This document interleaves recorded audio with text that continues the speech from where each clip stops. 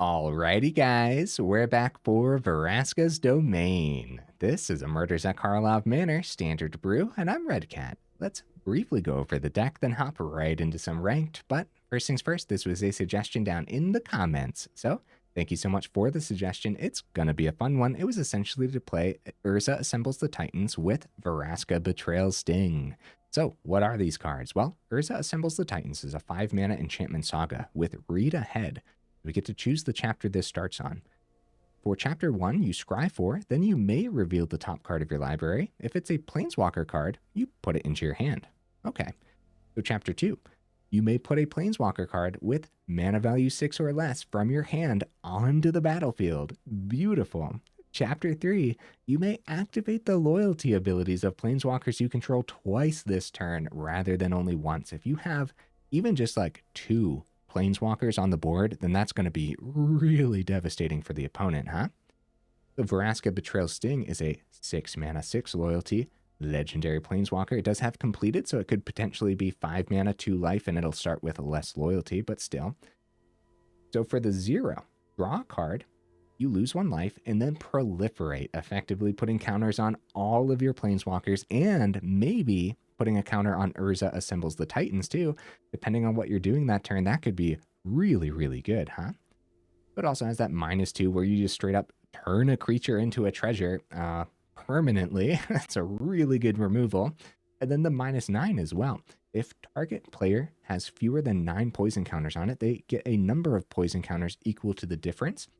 We don't have like a poison theme in here, but it would be possible to activate that and maybe get the last bit of poison through with like a Mirex token or something. Okay, guys, I called it Vraska's Domain for a reason because we also have a domain theme. We do got to do some rearranging, like Herd Migration, for example. We're using that bottom discard ability more often than not to go ahead and mana fix, so we'll drop that in the 2 mana spot. Same thing with Leyline Binding. Hopefully, more often than not, this is just a 1 mana excellent piece of removal, huh? For a non-land permanent at that. So over in the mana base, we're not opting for too many of the dual lands. We still have a fair bit of the tri-lands and a couple of the Shadowy Backstreets as well, but we don't have too many. We mostly have a lot of basics because I'm opting for 3 Leyline of the Guildpacts. Okay, 4 mana enchantment, rocking a crazy array of colors for the casting cost. If Leyline of the Guildpact is in your opening hand, you may begin the game with it on the battlefield. Okay, we're not doing anything fancy with that middle ability, so we'll skip it now for now and go to the end. Lands you control are every basic land type in addition to their other types. Beautiful stuff for these domain builds. I don't think we've seen an opponent playing with it yet, and this is my first time playing with it too. I think it's going to be great. We'll see, huh? So our other planeswalkers that we have packed in are a couple Liliana the Veils. We have 3 Wandering Emperors, a couple Quintorius to potentially discover some of our other planeswalkers too. More planeswalkers here on the top end is Eternal Wanderer as well. It's just a top end board wipe style thing that also can generate some tokens for us because our main win condition is just generating extra tokens from all these excellent planeswalkers. We have other stuff packed in, like some ramp on Azusa's Many Journeys, which will come in handy with our 27 land. Up the Beanstalk to keep our hand nice and stocked up, and all these being enchantments is going to come in handy with Spirit Sister's Call, where we could potentially get rid of like extra Leyline of the Guildpacts and maybe bring back an Urza Assembles the Titans from the grave, or yeah, like an Azusa's Many Journeys or something too. Going to be interesting to see how much that does. Some emergency board wipes like Sunfall and Path of Peril, and some more removal with an ossification. Okay, guys, let's go ahead, save the more in-depth discussion for the end of the video. Go over more of the synergies there, potentially change up the list before posting it for you guys too, so look forward to that. In the meantime, let's go ahead, take it into some ranked and see how we do.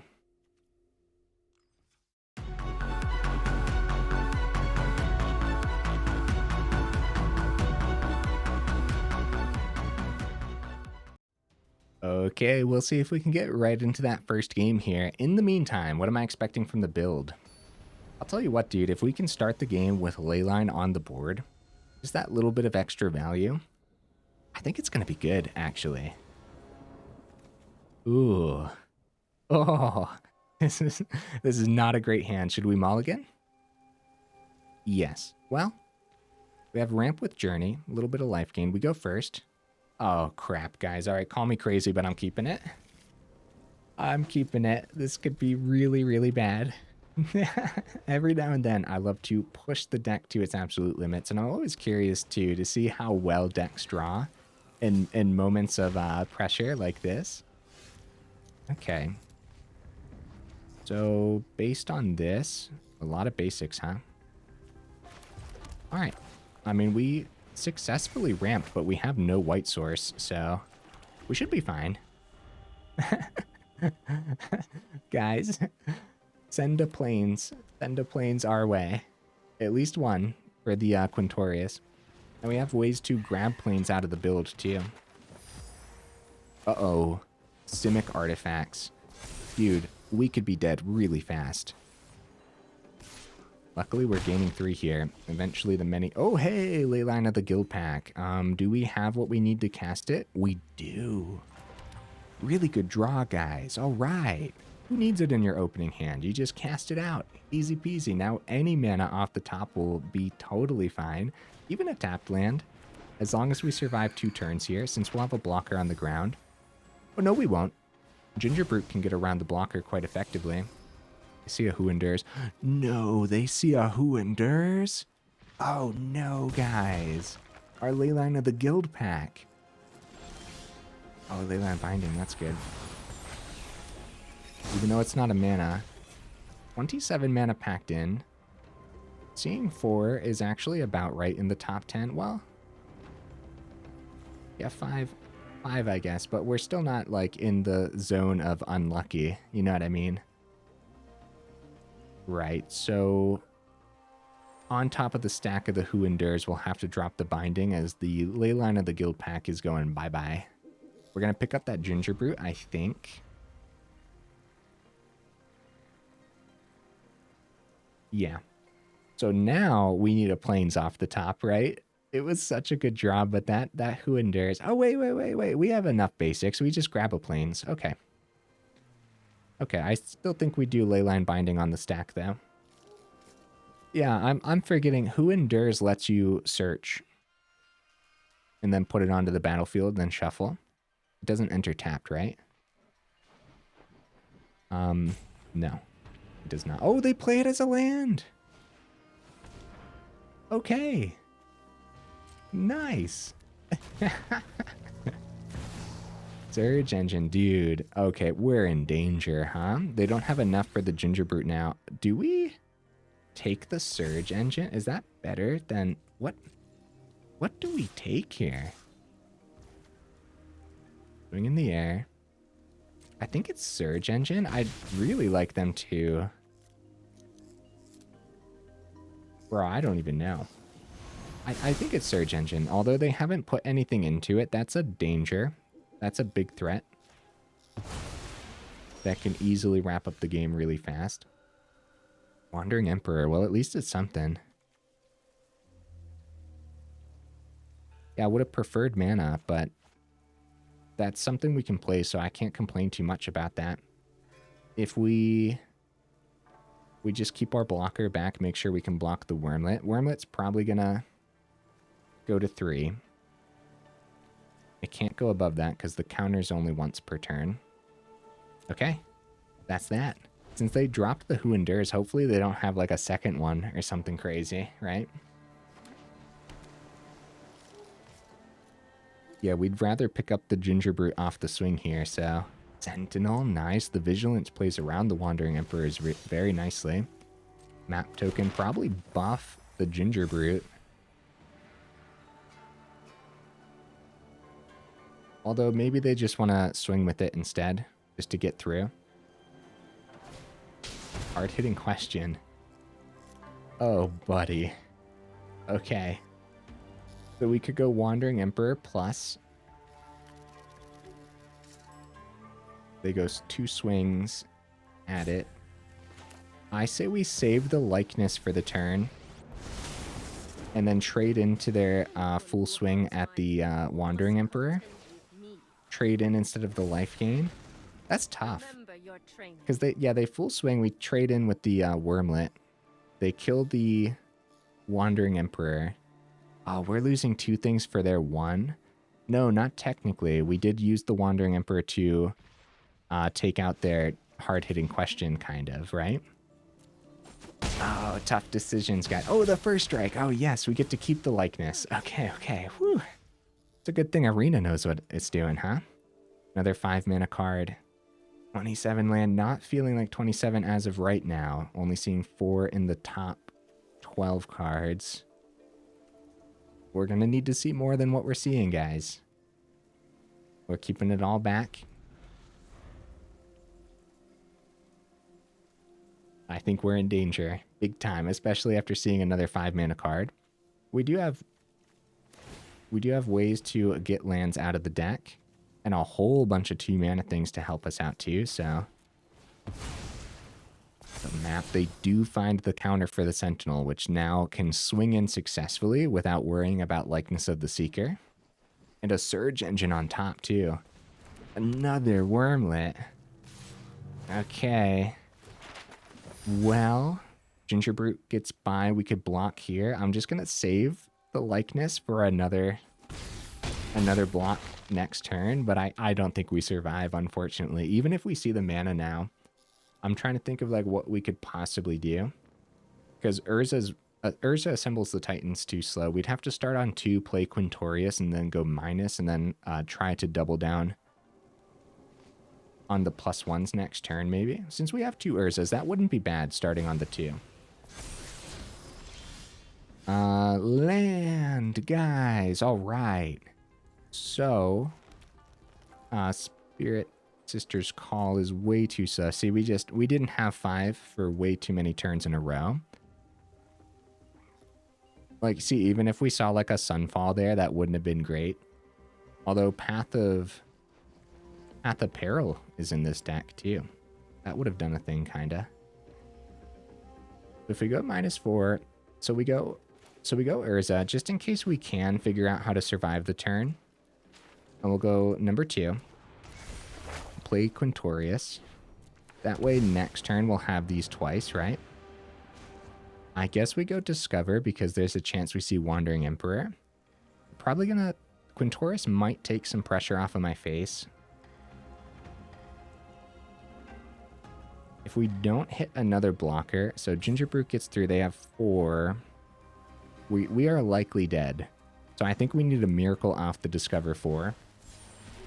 Like any amount of, wow, Wandering Emperor. Get rid of the Gingerbrute. Go back up to 9. That's what I'm talking about, dude. Go back up to 11. They have to pay the 1. Do we have anything to take out the guys in the air?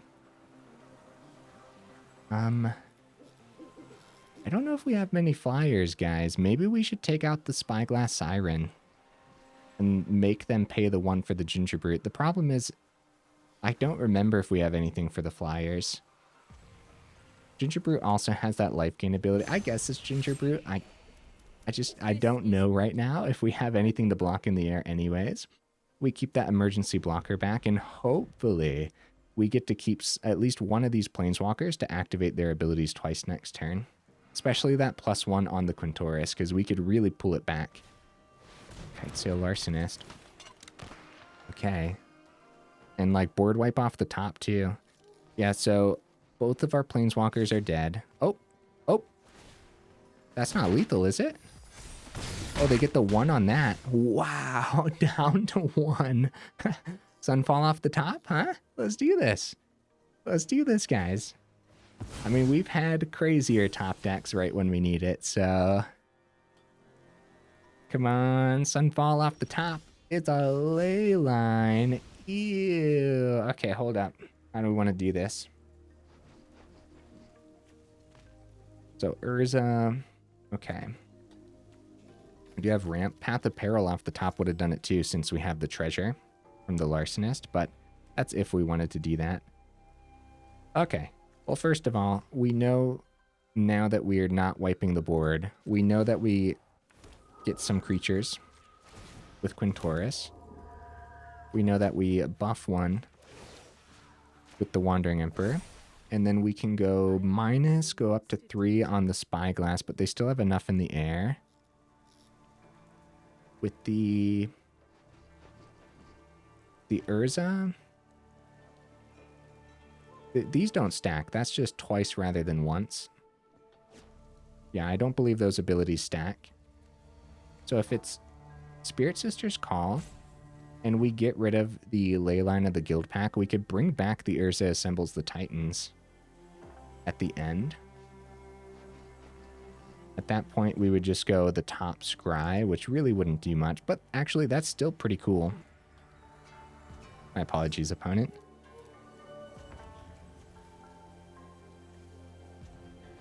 So I suppose just going more wide on the ground while keeping our Planeswalkers available is a little bit better. And then Spirit Sister's Call. Really showcasing the deck beautifully once we were actually able to start doing the thing. And then Leyline of the Guildpact has served its purpose as we now bring Urza Assembles the Titans back from the grave at the end. Really cool, man. Wandering, or Eternal Wanderer to the top. Also Vraska. Holy cow, dude. Reveal it, put it into our hand. Unfortunately, the opponent has the Flyers. Very good game, opponent. And thank you for sitting through my nonsense over here.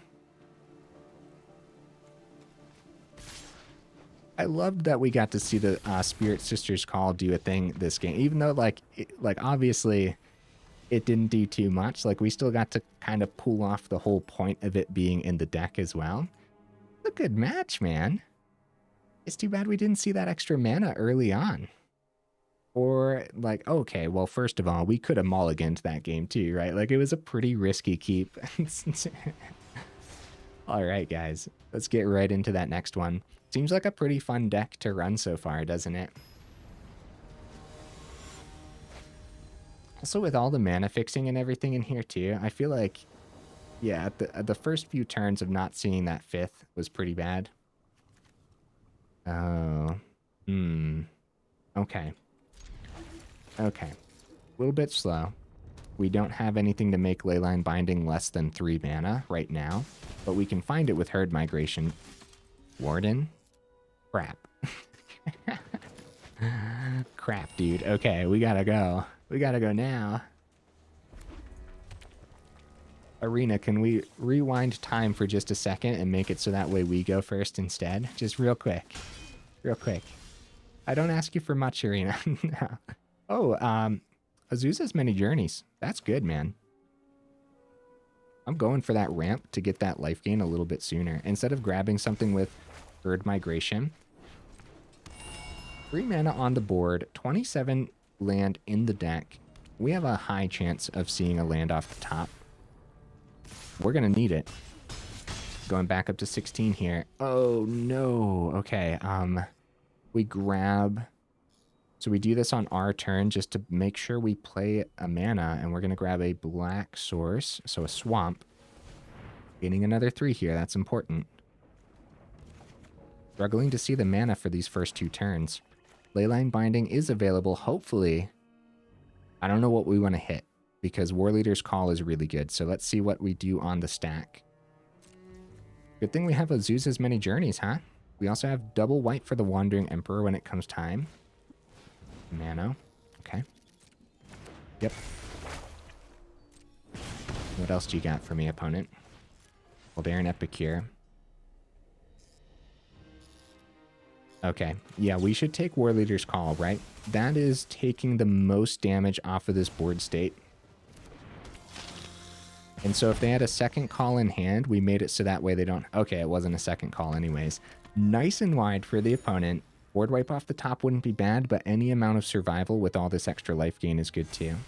So Leyline Binding could have picked up the Warden, but I'm pretty sure it was the call.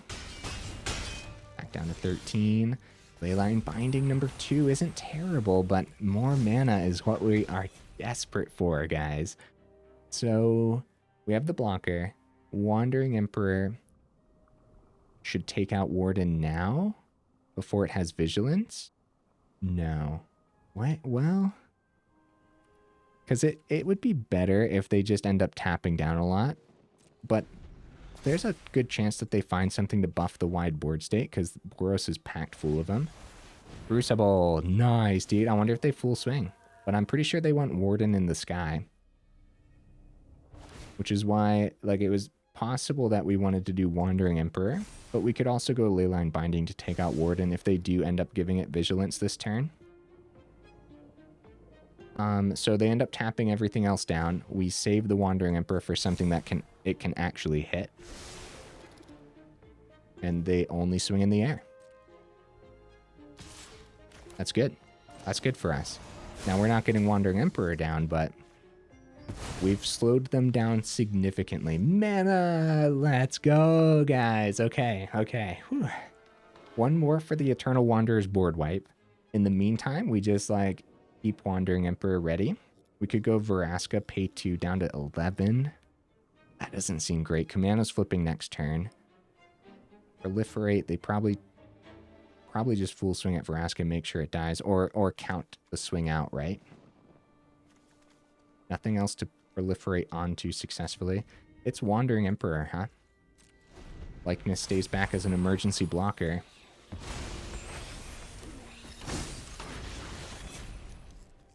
Yeah, seeing the 5 mana a little earlier than we saw. Lethal Demolition. Opponent's just waiting to buff this wide board state, and we're just waiting to drop that Eternal Wanderer, buddy. That's going to be great. Use the clue. Full swing? They do full swing. Okay. Well, we have good blocks. We'll block into Etching. And we will exile Inspector, I suppose. Or maybe we should have exiled the Etching. Oh, wait. I should have just blocked. I'm so fixed on the life gain. We probably should have just generated a Samurai, guys. Yeah. We didn't need the 2 life. I mean, the 2 life was nice, though. Because we went back up to 10. Tapped land, huh? Okay, okay. Vraska might need to come down. I mean, at least just mana, but we don't have the Eternal Wanderer now. We pay the 2 for Vraska, and we go proliferate. We do have the minus on the Wandering Emperor again. If we want to gain 2, or we just get another blocker down. Being at 9 and only having 1, 2, 3, 4, 5, 6, 7, 8, 9. So any amount of board buffs off the top then will do it. Because if we go down to 7, we'll only have 2 blockers. So we can't go down to 7. Because they'll have 7 on the full swing then. So we have nothing for the turn. Or we go down to 7 and instead of the 2 blockers, we go back up to 9, have 1 blocker, and then it's the same concept. I think we're gonna die, so we're gonna go for it. Using one of the timers here, one of the timeouts. Going down to 7. So yeah, like I said, I think we're gonna die regardless, unfortunately. Oh, but we take 1 off of the Vraska too. Oh no. Crap, dude. Okay, well, it's kind of like I said. Hey, untapped mana. They drop the GGs. We go for -2, and we go ahead and exile anything. I do agree. Back up to 8, and they have 8 on the board. Wait, yeah, no. Okay, so we do have a chance of survival, but if they need to see nothing on the top. And if they see nothing on the top, they want to trade out the blood token. Because we're taking 7 here. So they must have seen something then, right? Oh, Kamano off the top. GG opponent. I was on the edge of my seat there. Dude, so far feels a little unlucky with how we're seeing the mana just a little bit later than we want to see it. And then finally we did get that mana right on time, but it was a tapped land, so we couldn't actually get the Eternal Wanderer's board wiped down. I don't know, kind of just felt a little unlucky, huh? Overall, the deck is performing well enough, I would say, to say, like, I can't think of anything that we would want to change just yet. I think more testing required for sure. If anything, 28 land, apparently, right? I think so. I think that's like the main thing that we want to consider after those first 2 games, but ooh. Yeah. Dude, check this out. So how does Leyline of the Guildpact work then? Do we just like... I guess we have to wait for their mulligan. Okay, submit. Cool, all right.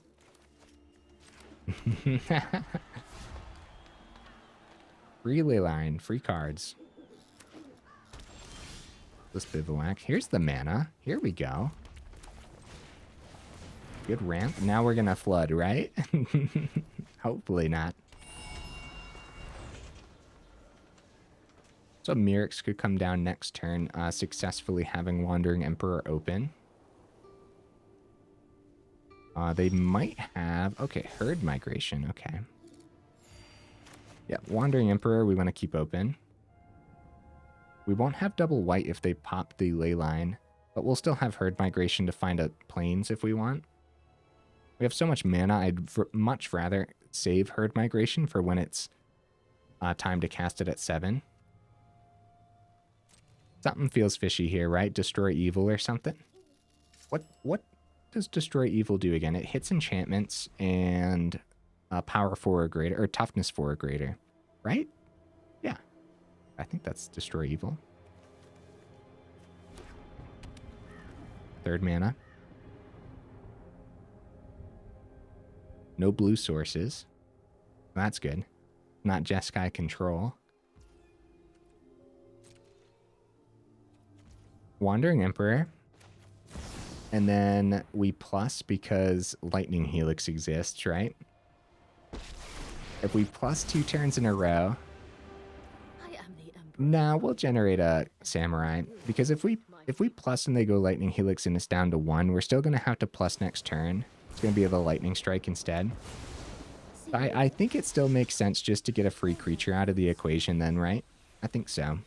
Up the Beanstalk. We start with that to see what we draw. Plains. Ew. Do I keep this Proving Ground to cycle out eventually? Start with the swing, see what happens. Nothing happens. We can't play this Herd Migrate. We have to save this because we might just draw land for like the next 7 turns in a row, so... I think we cycle out the Proving Ground instead of playing it. 1, 2, 3, 4. Nah, I'll play it. I'll play it. It's fine. I don't think we have to cycle it. We're not doing anything else for the turn either. 4th comes down for the opponent. Right now, feels just like Boros Burn, but it might be like Big Burn, right? So like they might have a whole bunch of top end things.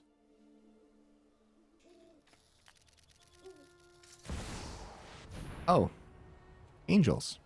Huh. We've been seeing a lot of Boros Angels, dude. Like 2 weeks ago, I was like, what? Boros Angels? And now it's just like, oh yeah. Yeah, we are really seeing a lot of Boros Angels. Restless Fortress, that's good. I don't think they trade here. 1, 2, 3, 4, 5, 6, 7 next turn. I don't think they trade. I'm swinging. Because now every bit of damage matters. And every bit of damage every turn matters. As they can easily start gaining life. We'll have Mirix open. Oh, you know, if they blocked, we should have activated Mirix. That way, if they did block, we'd have stuff to untap. But since we didn't have anything in hand, it technically didn't matter too much. Archangel. Oh, without any kicker cost. Okay. That probably means they have a second Archangel in hand, guys. That's probably what that means. Look at Mirix. That's funny. Okay. So we'll tap for this. Yeah, having all those different abilities. Sunfall, where were you last game, buddy? You were hiding. Only a 1-of, so it's understandable. And Herd Migration, Archangel of Wrath just blocks so well, guys. But we get a draw off of this. Wait a minute. Yeah, it's not time for Sunfall yet. Sunfall's an emergency after the fact. So we draw. Because there's going to be other ways to get rid of Archangel. And if we drop the Sunfall, Shadowy Backstreet is our draw. Okay. Well, now it feels like 27 mana. Those first 2 games, like now we're seeing it. Surveil's probably going to be pretty good. All right, Vindicator. Path of Peril. Okay, very well, game. I see what you want me to do here, but like we have a decent board. So how do we want to handle this? Because if we go full swing, they're going to be gaining 7, so 22. We're not getting 22 through, and they have really, really good blocks, guys, and like blocking into our like Restless Fortress and stuff too. At what point does it start leaning towards them? All the points, because of this Archangel. It blocks everything too well. All right, what the heck, man? Let's do the thing. Let's do a full swing. Charge! Down to 13. Back up to 20. And then whatever they end up taking here. Trading with the Vindicator. And then, let's see, 1, 2, 3. That's 9, 10, 11, 12, 13, 15. Oh, they're going to block there too. Yep, because they can successfully. It looks like our Restless Fortress is going to survive, which is great news. And then they gain 7 here, so back up to 6. All right, totally worth it. Shadowy Backstreet. Oh, yeah, that's a no-go, huh? Who Endures is pretty good, but nothing to hit. And now we're seeing a ton of mana. Oh, at the end of our turn, they get that 4/4/2. They did gain 7, so we are in trouble. I think this Sunfall is going to be great. They drop more. The greed on the Sunfall is going to be great, man. And this Restless Bivouac too. Okay. Proving Ground we can. Okay, well, we don't have 13, right? They have this. They have 4 blockers. We don't want them to gain more, so it's just going to be Sunfall. Which kind of breaks my heart, honestly. It's kind of brutal. We'll filter out the Proving Ground. I suppose we can do that first. And see our options, right? Because we'll still have 5 available. Spirit Sister's Call. Nothing right now. All right. Sunfall. We do draw on the Up the Beanstalk too. We have a big old chunky incubator token. And I'm going to, I guess we'll play the planes. I can't think of any reason to keep the planes in hand for this build. Like, no ways to filter it out and stuff. If we were up against like a Liliana style deck, then we probably would have kept that in hand too. Oh, nice. Luckily it doesn't have lifelink, but it does block our 9/9 really well, so do we just go for the victory then? We could go, hold up. Could turn that into a treasure, but then they'll have 2 available. So we pay the 6, right? We pay the 6 on Path of Peril to get rid of their 1 creature. They only have 1 card remaining, so we power up our incubator and swing for 9. Dang, dude. GG opponent. Holy cow, man. Sunfall really coming in handy there and making sure we had a nice big incubator. Felt good. 33 minutes, guys. I'm enjoying the list so far. Taking out Angels was really great. They went wide enough for that Sunfall just to be so good. Spirit Sister's Call not doing anything this time. Totally fine. We actually had trouble seeing a lot of our other things that are in the build outside of the land. So we got to see a very different side of the deck. We're going to try to push it one more match, and then we'll go into that in-depth discussion where I feel like we have a lot to say about all the different things. For the brief discussions at the beginning of the video, I've actually been really struggling to like make it brief, and just like I've been doing it for years, you know, so like just talking about everything right at the front is what I'm used to. So making it brief, it's been good, I think, overall. I think everybody has been enjoying that much more. Dude, we keep this. We give it a shot, huh? Free Leyline again. And the herd migration to help us ramp. Oh, we're gonna need to see something that's not land. All right, Quintorius. All right. So we start with any of the tapped land. Probably gonna have to activate herd migration to gain some life here, I would say, on turn 2. depending on what we see, we could see like a mini journeys off the top, and that'll be much, much better. Really great turn, too, for mono red there. Third migration open. Hopefully we don't die in the next 2 turns, because we have no great ways to ramp into the 5-drop.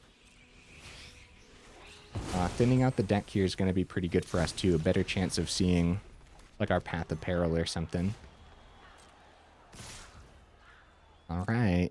So the good news is, okay, Bane Splitter. Whoa. Okay. So 7. Anything else?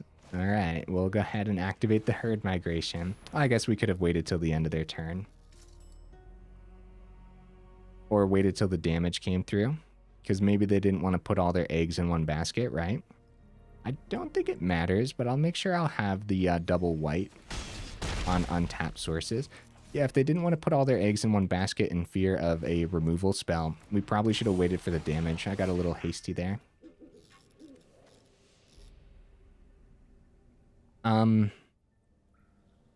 We're totally dead next turn. That's it. That's game. Good game, opponent. A very explosive first 3 turns from Path of Peril. 1 card away. Aw, man. So a little bit of a risky hand to keep then, but I think it was worth the shot. Good game, opponent. Here's where the damage comes in. Oh, well, that works too. Holy cow. Really, really good lineup for mono red there, man. Holy cow. Look, they had, if they needed to, if for some reason we gained even more there, they would have had an additional 5 on the scamp. So we could have been at -8. That's why, look, and that -3 too, literally the life gain on herd migration did nothing. Dude. I really like the opponent's mono red list. Oh, it's not mono red. Well, yeah, the Proving Ground was surprising. It's not mono red. It's the double strike 2-drop goblin that I can't remember the name of right now. I'll go look right now. We'll go over the deck one more time. It was a very fast game, so I'm tempted just to go in again, but I think overall we showcased the deck beautifully. I think it did the thing, and it every now and then you are going to get completely run over. I can't think of the name, so we'll type in goblin. You're going to get completely run over by turn 4 from mono red. So if you don't have what you need in hand, like, that's just how it's going to be sometimes. So maybe we need to tech against that a little bit more. Picnic Ruiner. All right, it was a Picnic Ruiner deck, guys. It wasn't mono red. Honestly, I think that list could have been mono red. They only ended up playing red cards. So, I mean, even if you have Picnic Ruiner, you don't need the splash of green. You could still just go the mono red route, which actually sounds really powerful, right? With the scamp and everything and all those extra buffs. And I actually really liked their, what was it? That was the Bane Splitter. Actually really liked that addition. Essentially being equally as explosive sometimes as like a Monstrous Rage, but it actually sticks on the board. Now Monstrous Rage has the roll that sticks on the board too, but this is extra. This is extra on the power. Neat list, opponent. Every now and then we see the Picnic Ruiner decks, but it was really neat only seeing like the red side of it, because now it got me brewing in my mind of just go mono red and have a really consistent mana base. Just have those mountains, you know? Okay, guys, here's the deck list again. Let's go ahead and rearrange again. I think we are going to successfully have the Leyline Binding at 1 more often than not. So I think it's totally acceptable to set up the curve looking like this. So depending on what you're up against, an extra Path of Peril will go that extra mile. Like in that last one, right? We ended up seeing the Up the Beanstalk and then drawing the Path of Peril off the top, but it's too late at that point as well. So maybe if we would have went first too, I guess. If we went first, we wouldn't have had that first draw. So we'd still be 1 card behind, so it would still be the next card. So we would have needed to find a better way of survival. So maybe it just wasn't a keepable hand, only having top-end things. The thought process being, of course, thin out the deck, just find more off the top, and it just doesn't work sometimes, as the opponents definitely have enough damage to get through on turn 4 very often, whether it's mono red or the Picnic Ruiner or Boros, and like soldier. Nah, soldiers are kind of set up for a little bit longer sometimes. Yeah, soldiers could totally win on turn 4, right? Well, either way, we don't see too much soldiers nowadays, but also like Selesnya Enchantments really plugs the damage through and all that fun stuff as well. Liliana was realistically in here as just more removal, more early removal too. Sacrifice a creature. If you look at that last list as well, like sacrifice a creature, this would have just been terrible to drop on turn 3 against that last list. But we still wanted more Planeswalkers too, because it's very much a Super Friends list rocking that Vraska on the top end, which in the earlier losses, we ended up seeing like 2 Vraskas at some point, and that just wasn't very good. We just needed like more variety overall. I think Wandering Emperor is too important. Same concept as the Leyline, or Liliana of the Veil, which is now nicknamed Leyline of the Veil, right? That's really funny though. Leyline of the Guildpact. Cool. We got to cast this for free twice, and even when we cast it for the 4, it actually worked fine enough. So a few things, man. We should probably update this a little bit. How do I want to do this based on what we saw today? I think we need 28, but then we ended up seeing too much mana. Oh no, is this going to end up being one of those ones where we just need more matches, more testing required? And you want to see those big Planeswalkers on the top end. Like, you really want to see them. Do we drop a Vraska, go up an Eternal Wanderer, maybe? The Urza assembles the Titans. You don't want to strip the soul out of the deck by just, like, dropping some of this more important stuff. And, like, Spirit Sister's Call totally did a thing in that one game, too, but it didn't end up mattering because the opponent had it the next turn. There's still some really neat things you can do here. Like, look at this synergy, for example, right? If you have the +1s going off with the Liliana, and you end up discarding like an Ossification or something, or like Leyline, or Urza assembles the Titans, eventually with Spirit Sister's Call, you could use like an extra Leyline. Maybe you ended up casting it after and you just don't need the extras. Or for that matter, you're so far in the game that you have the domain anyways, so Leyline's doing nothing for you. Sacrifice that to the Spirit Sister's Call, bring back Ossification or Leyline Binding. Actually, and now I'm starting to see why I'm getting confused with all the Leylines and the Lilianas, huh? Anyways, I wouldn't drop the Spirit Sister's Call. I think there's really neat things that we can do with it, and if there's any list that should have Spirit Sister's Call into it, I think it would be this one, as a one-of, totally fine. At some point, you could sacrifice the Liliana that's doing nothing for you now, and bring back a big bad Vraska that you ended up discarding to that Liliana. It's actually really, really neat, right? So it's at the beginning of your end step. So if you do bring back a Planeswalker, you're not getting like the plus or anything on the Planeswalker, but still. If you go up another Sunfall, there's still going to be plenty of matches where you just don't get to your 5th mana in time, just like that last match showcased. I don't know what to drop, because I was thinking like go down to 2 Leylines. But if you do that, guys, I built the entire mana base around the fact that there's 3 Leylines in here. So the entire mana base was built with greed, in other words. Like all the separate extra basics and everything, like a minimal amount of the triomes and whatnot, all of that is just because Leyline's in the deck. Which actually, the mana base felt pretty good, other than the fact that we really struggled to see more of it sometimes. So I could still see 28. I just don't know what to drop. And I think overall, I'm going to keep the deck list as is and just say more testing required. Some really standout cards today, though. Azusa's Many Journeys. If you do go up to 28 mana, I could see going up to 3 Azusa's Many Journeys as well. Really good, man. The life gain always goes the extra mile. Likeness of the Seeker always blocks really well, too. It's actually just on the list of targets that your opponents don't mind hitting with spot removal, you know what I mean? So if you go up 3 Azusas and go up 28 land, you could completely rearrange the mana base and drop 2 Leyline of the Guildpacts for that. I could see that, but I'm not going to do that. I'm going to post it as is, I think. But that would be an option. And like I said, you'd have to rearrange the mana base a little bit, especially if you're having trouble to actually get everything on the board when you need it. So yeah, That's that, I suppose, huh? Herd Migration really doing a thing against the angels there too. And like never underestimate the power of 5 beasts that are all 3/3s, especially after you wipe the board and whatnot, which I actually really liked the variety between Path of Peril and Sunfall. So I think the big thing that we can consider is like dropping ossification for a second Path of Peril. I could see that too.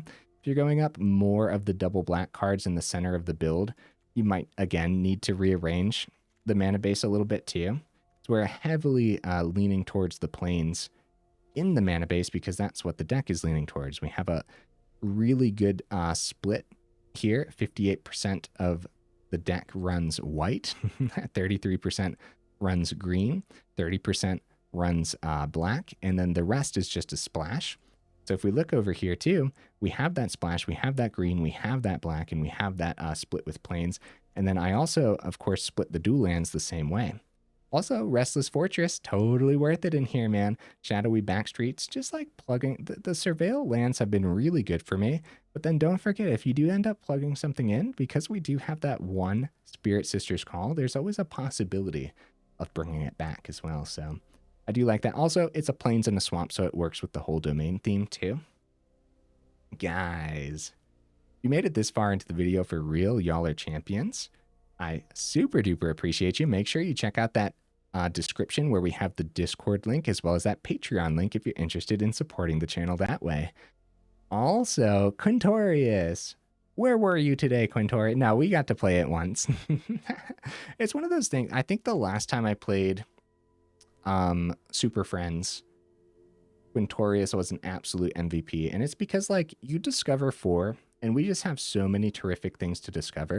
And that's another way of getting extra ley lines on the board too. So when you do have the extra, you just don't mind sacrificing them to Spirit Sisters Call. And what's really neat then too is if you're not stocking your graveyard with any of the other synergies like Liliana, for example, then Urza Assembles the Titans goes into the graveyard at the end of the saga anyways. So you're still going to have things to hit with that. Listen to me just justifying the Spirit Sisters Call being in here. But realistically, guys, all the stuff I said, yeah, I really like the one of in here. I think it's a neat pick. I could see also, like, I know we talked about some of the other changes, but I could also see dropping one Vraska, going up the other Eternal Wanderer as just more top-end board wipes. And I could see dropping the Sunfall and going up Path of Peril, but there's going to be plenty of matches too, like we saw, where that Incubator wraps up the game as you're plugging in damage throughout the match too. You have a big old chunky Incubator token, especially if you're playing against a go-wide deck like Boros. And then you swing in with like a 9/9 Incubator like we did today, and that just wraps up the game because, yeah, you're plugging in damage with all of your other cards too, or all of your other token generators. Okay, guys, enough rambling. Lots to say about this one, huh? Anyways, hey, I will see you in... Oh, hey, also, make sure you tell me in the comments what you would add and take out. I love seeing it, so... Okay, I will see you in the next video.